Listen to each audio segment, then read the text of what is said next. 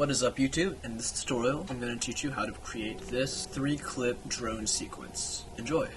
Now the purpose of this tutorial is to show you the methods that I use to create this sequence. It is also to inspire you to try to apply these methods to your own clips and take what I use a step further. In the description below is a link that will bring you to all 3 of the clips so you can try and follow along at home. First, we're going to open up After Effects, start a new composition with the Fly Above Lake clip, and also drag down the City Fly Down clip. After this, go ahead and zoom in on the side on the work area, hit Trim Comp to Work Area. You can just do this by right-clicking. You have to zoom in and kind of find the right click. Then we're going to rename our initial comp where we're going to be creating the flip composition. We're going to name this Transition Comp, and then we're also going to create a new composition called the Main Comp. The Main Comp is where we play around with the actual transition, and in this transition composition, make the height bigger. We can double it. Basically, we're going to drag our 2 clips apart. You have to pick which sky you want to use, and I want to use the blue sky in this one here.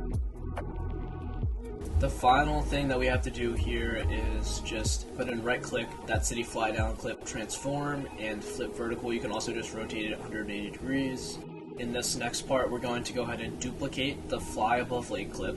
And now we can solo that out. Go ahead and go into Effects and search Key and get the color key. Go ahead and drag and drop or just place the pin on the sky that we are going to replace. I did 2 color keys just because there was this other off blue color. You can go ahead and do that and make those changes as you need to make it a little bit more refined. Now we can unsolo that out and drag that Fly Above Lake clip to the top. So now we're going to drag that Fly Down clip down to where the sky meets. You can kind of see it already looks like one sky.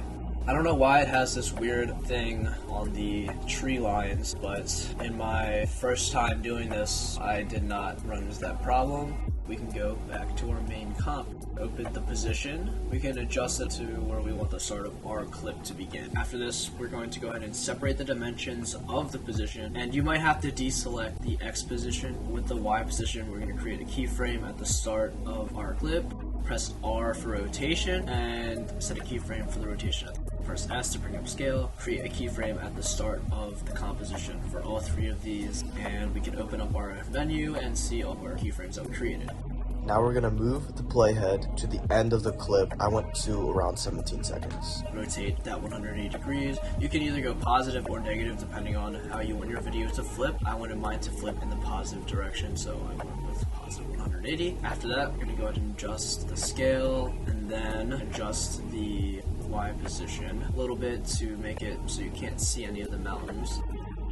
Now we're going to go into the graphs editor at the start of the keyframes. Click on rotation, and we're going to go ahead and add easy ease out. And then on there we're going to go ahead and add easy ease in.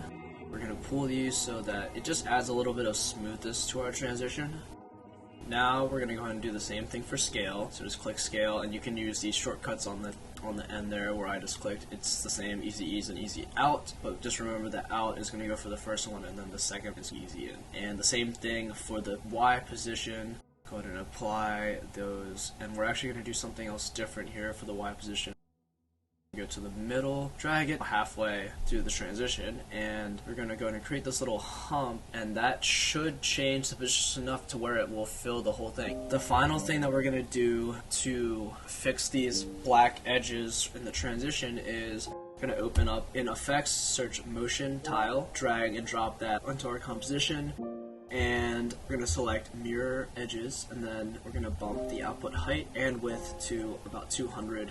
Let's see, it's going to render, and this is what our transition looks like. So I'm going to go ahead and save that, and we're going to take this a step further by opening it up into DaVinci Resolve and masking out another clip and just simply layering those 2 clips on top of each other. So let's jump into that. I have this clip here of my drone flying through these buildings on York Road. All we're going to do is mask out the sky and this building behind there. You can also do this in After Effects. Just rotoscope the sky.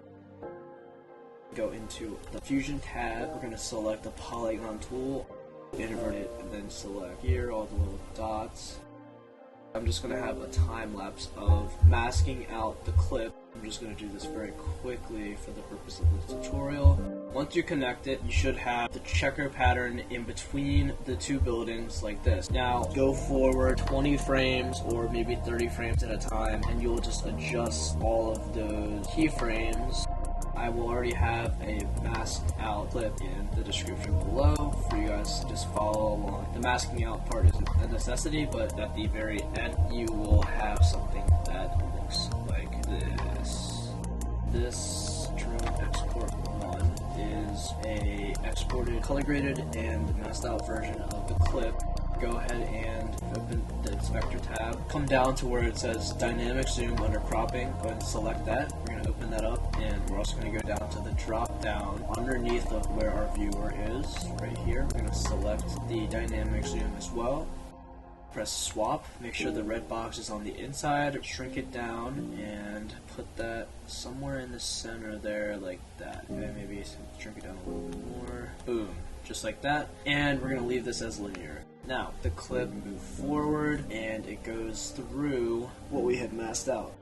If you had masked out all of the points with the polygon tool, then import the last clip and dragging this on top of it, we get something like this.